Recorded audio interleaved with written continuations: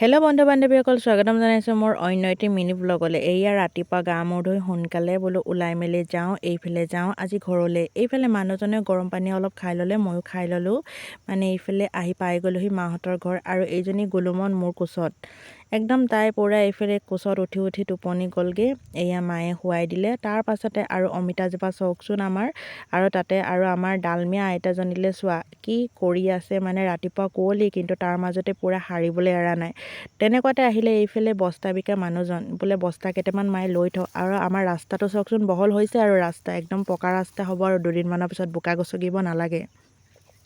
তাৰ পাছতে এইফালে আহিলে ভাই, বহুদিনৰ পাছত লগ পালোঁ তোমাক, গোটেই বহুত বছৰৰ পাছত। তাৰ পাছতে এইজনী হ'ল ভাগিন, মানে ভাইটিয়ে লৈ আহিছে ভাগিনজনী।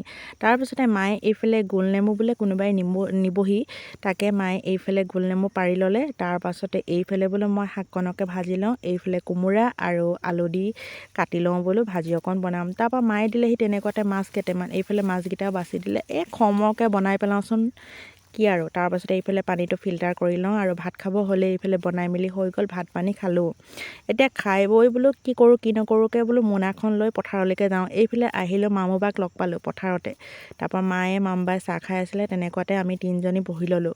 মই আহিলোঁ টেঙা লৈ, এইফালে মায়েও টেঙা কাটিলে, বৌয়েও টেঙা কাটিলে। মানে এজনী মোৰ বাইদেউ হয়, বৌ হয় দেই। এইফালে টেঙা আমি তিনিজনীয়ে লগ খাই খালোঁ। আৰু আজি মিনি ব্লগটো ইমানে, নেক্সট এটা মিনি ব্লগ লৈ জল্দি আহি আছোঁ, চাই থাকিব।